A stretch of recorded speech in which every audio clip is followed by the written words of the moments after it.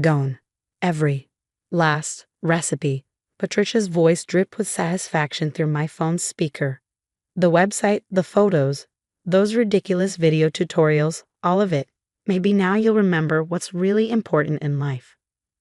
My hands were shaking, but I kept my voice steady. And what would that be, Patricia? Family, of course. My son needs a proper wife, not some wannabe internet chef. Honestly, Sarah, 5 years of marriage and not even trying for children, it's shameful. My name is Sarah Chen Roberts, and I had spent the last 5 years building the Fusion Kitchen into one of the most successful Asian American food blogs in the country. What had started as a way to preserve my grandmother's recipes had grown into a thriving business with over 2 million monthly readers.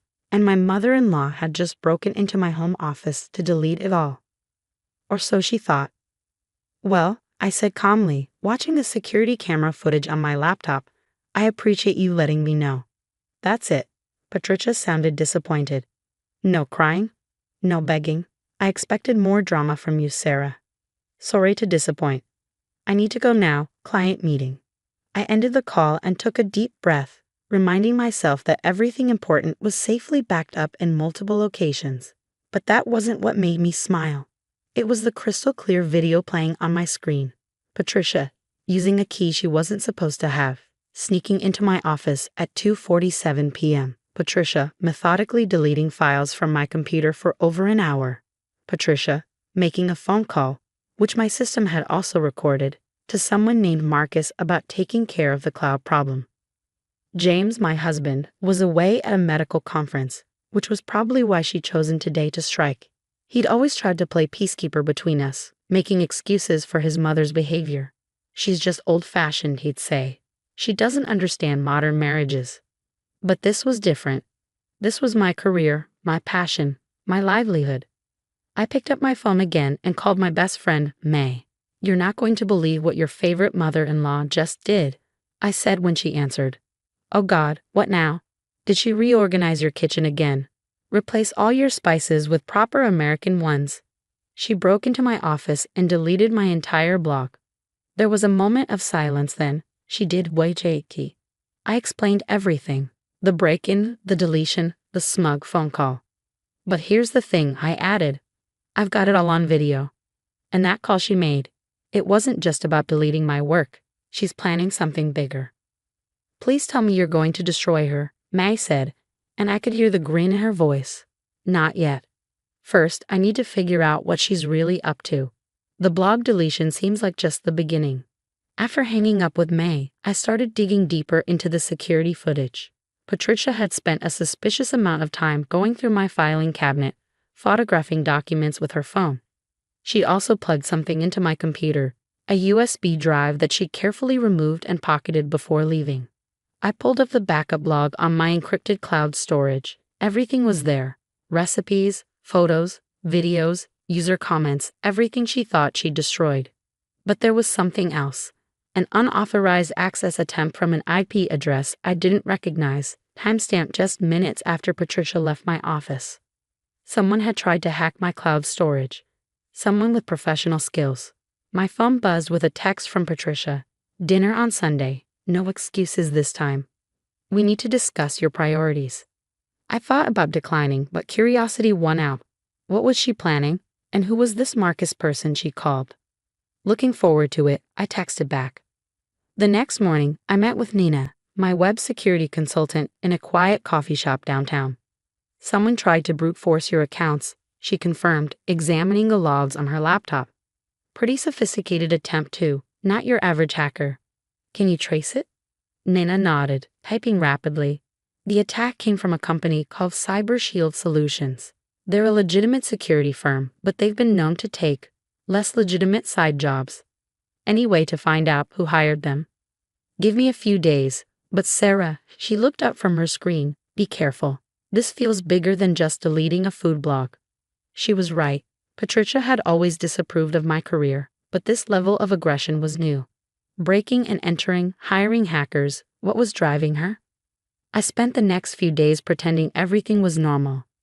I answered client emails, worked on new recipes, and acted like my entire website hadn't just been attacked. The backed-up version was running smoothly on a new server. But I kept that quiet. Let Patricia think she'd won. On Sunday evening, I pulled up to her sprawling suburban home, noting the unfamiliar black SUV in the driveway. James had texted to say his conference was running long. He wouldn't be back until tomorrow. Convenient. Patricia opened the door wearing her usual forced smile. "Sarah, darling, come in. We have a guest I'd like you to meet." The man sitting in her living room stood as I entered. Tall, expensive suit, the kind of smooth confidence that set off immediate alarm bells. "Marcus Thompson," he said, extending his hand. "I'm a family lawyer. Patricia's been telling me about your situation." I kept my face neutral as I shook his hand. So this was Marcus, the man from the phone call. What situation would that be? I asked, taking a seat. Patricia bustled in with a tea tray, her voice syrupy sweet. "We're worried about you, dear. All this time spent on that silly website, neglecting your real responsibilities. Marcus here specializes in marriage counseling and family planning." "How thoughtful," I said, accepting a cup of tea. "And what exactly does that mean?" Marcus leaned forward, all business. "Mrs. Chen Roberts, your mother-in-law has expressed concerns about the direction of your marriage. She believes your online activities have become an obstacle to starting a family.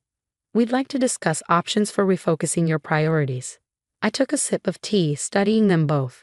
Patricia looked triumphant, Marcus professional, but with an undercurrent of something else. "Threat? Warning?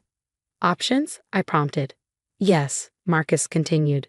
"We've prepared some documents, a new prenuptial agreement, actually, one that would ensure your full commitment to family life." Patricia practically glowed. "It's for the best, dear. James agrees. He's already reviewed the papers." That was a lie. I knew my husband well enough to know he'd never agreed to something like this without talking to me first. But I kept my expression curious, interested. "May I see these documents?" Marcus produced a thick folder from his briefcase. As I flipped through the pages, my suspicions were confirmed. This wasn't just about my blog or having children. This was a complete takeover of my life. The new agreement would require me to shut down my business entirely. Any income I earned would go into a trust controlled by Patricia. I would need her approval for any major decisions, from where we lived to how we spent our money. "This is quite thorough," I said mildly. "When would you need my signature?" "Tonight, ideally," Marcus replied. "We'd like to file first thing tomorrow." I closed the folder and set it on the coffee table. "And if I refuse?" Patricia's smile turned cold. "Then we'd have to explore other options. James's position at the hospital is quite dependent on his mother's influence on the board. And of course, there's the matter of your permanent resident status." Ah, there it was. The real threat. Patricia had always held my immigrant status over my head. Even though I became a citizen years ago, she'd never bothered to learn the difference. "I see," I said, standing up. "Well, this has been enlightening. I'll need time to review everything with my home lawyer." "That won't be necessary," Marcus started, but I was already heading for the door. "I'll be in touch," I called over my shoulder. "Thank you for the tea." Back in my car, I pulled out my phone and started recording. Note to self. Sunday, October 15th, 7:45 p.m. Patricia Roberts and Marcus Thompson attempted to coerce me into signing a new prenuptial agreement under threat of interfering with my husband's career and my immigration status. Full security footage of break-in and website deletion attempt available. Sending copies to secure storage now. I had a feeling I was going to need all the evidence I could get. The next morning, I walked into the offices of Wong and Associates, a law firm specializing in both business and family law. Grace Wong, my friend since college, had dropped everything to meet with me when I called last night. "Let me get this straight," she said, reviewing the security footage on her laptop. "Your mother-in-law broke into your house, tried to destroy your business, hired hackers to attack your backup servers, and then attempted to blackmail you into signing away your rights. Don't forget threatening my husband's career and making vague implications about my immigration status." I added, pulling out the documents from last night. "Here's what they wanted me to sign." Grace read through the papers, her expression darkening with each page. Sarah, this is insane. These terms aren't just restrictive. They're practically indentured servitude. And completely unenforceable, by the way." I figured. But what I don't understand is why now. Patricia's always been controlling, but this level of aggression seems extreme. Grace typed something into her computer. Let me look into something. That lawyer, Marcus Thompson. His name sounds familiar. While she searched, I checked my phone. Still no response from James to my messages about coming home early. But there was an email from Nina, my security consultant. Found the money trail. CyberShield Solutions was paid through a shell company owned by Roberts Family Holdings. But here's where it gets interesting. They weren't just hired to attack your blog. They've been monitoring all your communications for months. Call me ASAP. Sarah, Grace's voice pulled me back. You need to see this. She turned her monitor around. On the screen was a news article from 3 years ago. Local attorney disbarred for fraudulent estate planning scheme. The photos showed a younger Marcus Thompson being led out of a courthouse in handcuffs. He lost his license for helping wealthy families hide assets from the government, Grace explained. Now he works as a consultant for people looking to circumvent the law. If he's involved. This is about more than just my blog or having babies, I finished. But what's the endgame? Grace pulled up another document. Your company's financials. The Fusion Kitchen is worth what now? Last valuation was around $3.5 million. The cookbook deal I signed last month should push it over $4 million by year's end. And your husband is the sole heir to the Roberts family fortune. I nodded. Patricia's late husband left everything in trust for James. She manages it until he turns 40 or has children of his own. Grace sat back, realization dawning. That's in 6 months, isn't it? When James turns 40. Suddenly, everything clicked into place. Patricia's escalating behavior, the urgent push for grandchildren, the attempt to seize control of my assets. She's trying to maintain control of the money, I said. If James has children, he gets the trust. But if they can force me out of the picture, he might marry someone more amenable to Patricia's influence, Grace finished. Someone who would let her keep controlling everything.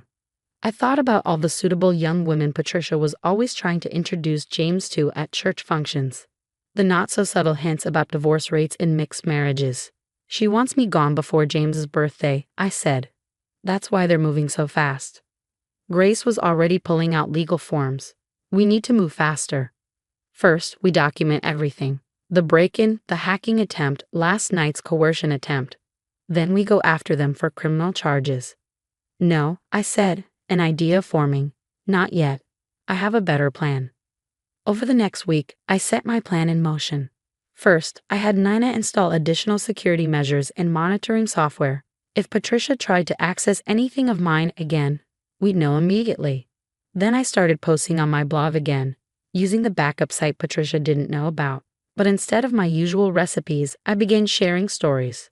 Stories about my grandmother's journey to America, about preserving cultural heritage through food, about building businesses and following dreams.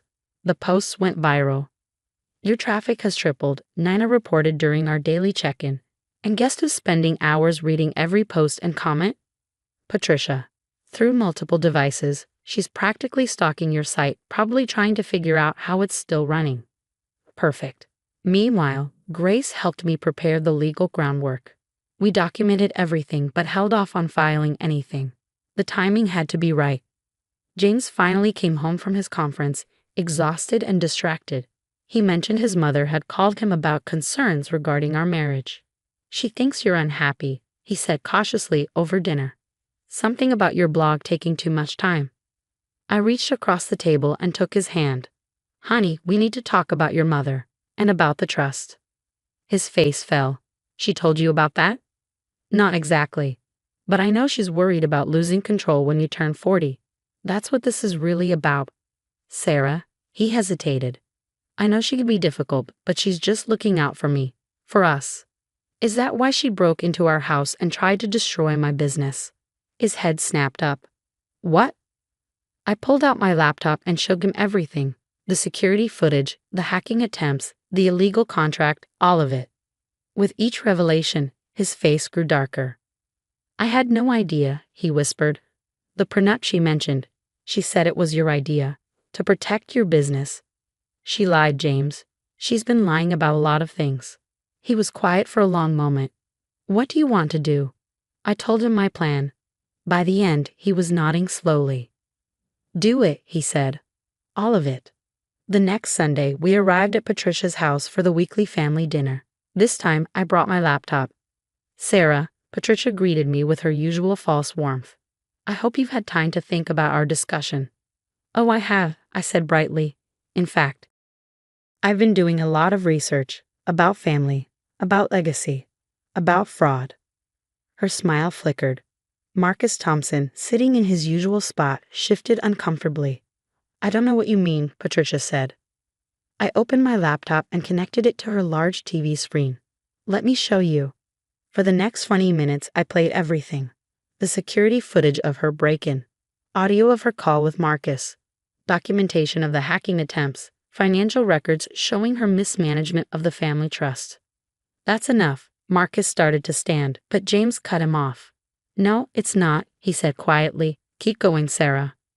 I pulled up the final document, a formal audit of the Roberts family trust, showing years of unauthorized withdrawals and questionable investments. You've been embezzling from your own son, I said to Patricia, using his inheritance to fund your lifestyle while trying to prevent him from taking control. That's why you're so desperate to get rid of me. A new wife might let you keep stealing, but you know I won't. Patricia's face had gone chalk white. James, she pleaded, you can't believe these lies. I'm your mother. A mother who tried to destroy my wife's career, James replied. Who hired a disbarred lawyer to threaten her? Who's been stealing from me for years? Everything I did was for you. No, I cut in. Everything you did was for control. But that's over now. I pressed a button on my laptop, and emails started flying out, to the hospital board, to the family lawyers, to the SEC investigators who'd been waiting for evidence of Patricia's financial crimes. You can't do this, Marcus sputtered. You have no right. Actually, Grace said, walking in from the kitchen where she'd been waiting, she has every right. And as the trustees' counsel, I'm obligated to report financial malfeasance when I find it. Within hours, Patricia's carefully constructed world began to crumble. The hospital board suspended her voting rights pending investigation. The family lawyers initiated emergency proceedings to freeze the trust's assets, and Marcus Thompson was taken into custody for practicing law without a license. But the real satisfaction came 3 months later when the Fusion Kitchen published my first cookbook. On the dedication page was a simple message. For my grandmother, who taught me that food is love. For my husband, who taught me that love is support. And for my mother-in-law, who taught me that the strongest recipes are the ones that survive attempts to destroy them. The book became a bestseller. Patricia, under house arrest while awaiting trial for financial fraud, had plenty of time to read the reviews.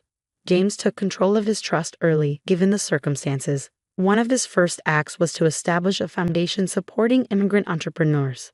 I still run my blog, now expanded into a multimedia company celebrating cultural fusion through food. Last week, I received a letter from Patricia's lawyer. She wants to meet, to apologize. I haven't decided if I'll go. Some recipes, after all, are better left unchanged. But I did send her a copy of my cookbook. After all, she'd always said family was the most important thing. And now, thanks to her, millions of readers know exactly how I feel about that. They say revenge is a dish best served cold. But in my experience, it's best served with a side of justice and a garnish of success. And I've always been good with recipes.